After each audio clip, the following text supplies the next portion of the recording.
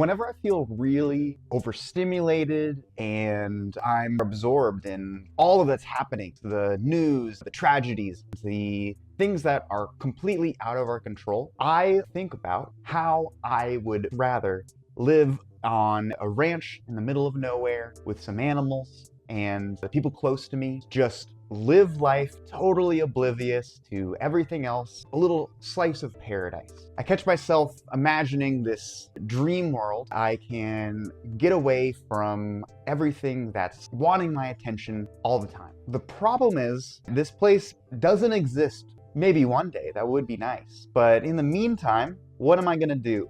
How am I going to be able to live the way that I really need to in this crazy world? When I really think about the hard things that are happening in life, the things that are overwhelming and way too stimulating, needing all of my attention all the time, I go to that idea of a ranch where I just feel the wind blow and the sun shine on my face. It leads me to believe that solitude is so much more important to us right now and something that we all really yearn for. Unless you do have one of these idyllic ranches in the middle of nowhere, you're probably in the same boat I am, and you're desiring this solitude, but maybe you don't know exactly how to find it. And that's what I want to talk about today, finding solitude in a normal life.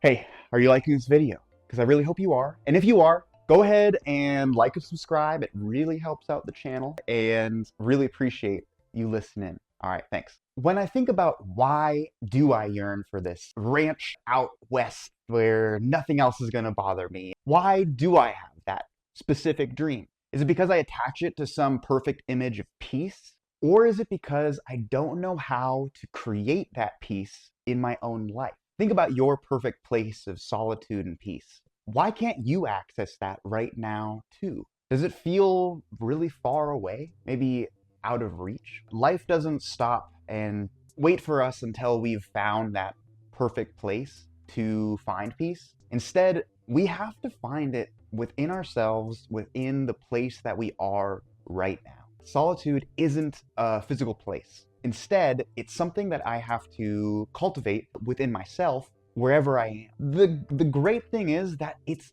doable. That is something that can happen. We can't always have that ranch, but we can always dig deep within ourselves and find a sanctuary. We need to prioritize seeking out quiet places to be, to refill ourselves, and be much more intentional about ourselves in the moment, searching for the solitude and learning more about ourselves in a safe place. It's going to lift ourselves out of the rut that we often find ourselves in this super hyper-connected, super technological world, full of a bunch of big worries that can just destroy us. If we're going to face these things, this big worry that's happening right now, the only way to face it is if you have time to step back, check in with yourself, and then move forward. One simple thing we can all do is just put our phone away in a box in another room and,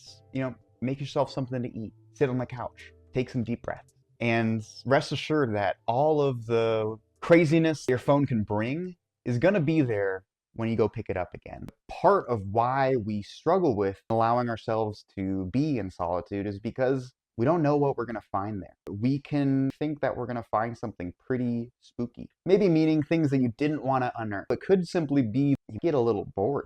I get scared of being bored. I love to have a new idea being pumped into my brain. I love that kind of feeling. I love to feel like I'm accomplishing something. Solitude doesn't care about that. That's not the point of it. I had this Nissan Leaf. It was like a earlier version of it, a time when electric cars were definitely not fully formed. I could probably get 60 miles on a charge. That's not very good. I couldn't really go to like another city with the car because I would have to make sure I knew exactly where I was going to charge it. And then I would have to wait a few hours for it to charge until I could drive back. That's kind of how we live our lives too. We just go and go and go, and we haven't fully developed a energy storage to bring ourselves throughout our lives. We get nervous to charge ourselves because we know it's going to take a long time. We know that we have so much else to do. Thankfully, we aren't a old Nissan Leaf. We are instead these humans that are totally capable of so much. We're even more capable when we allow ourselves the things that we really desire, which I know for me is solitude. I know it's for you too. I mean, think about it. When was the last time you were truly alone without any of the distractions from the outside world, from people, from all the other ideas that can be pushed onto you? You know, it might have been this morning, and I hope it was, but it might have been a couple weeks. If it's not part of your daily routine, if you don't prioritize checking in with yourself, everything else is going to want your attention, and it's going to get it. The thing about solitude is that it creates space. So those times when you're sitting in the car before you go into your appointment that you have to do, it allows this time between those two actions. It doesn't even have to be that long. It just has to be an intention, grounding yourself back to what's happening in this current moment, not even thinking about getting out of the car and going to where you need to go, but instead there is an in-between of you driving and of you seeing your friend, where you can bring more of your best self to whatever you're going to be doing. For me, solitude has been where I find a clarity about what I should really be doing in life. Maybe you've gone on like a vacation where you realize businesses that you could start or new creative projects that you didn't know that you wanted to do. We can have the same effect by just prioritizing time between tasks, time in the morning before the world wakes up, and time before we fall asleep. Basically, it all comes down to starting small. You know, realize that this idealistic solitude that we all yearn for, living on that ranch, hold on to that. Hold on to that feeling. Realize that you can create that same thing in your own life as it is right now. But it takes prioritizing it. It might just be a few minutes. That's fine. Do that, especially in the beginning. Today, go ahead and take a minute where you can just check in with yourself. Put your phone in another room. Put all distractions away and let yourself be there. It's not as scary as you might think. Boredom, if you get bored, when you get bored, realize that. Just think about it and almost just savor it. You know, like how often do we get to be bored?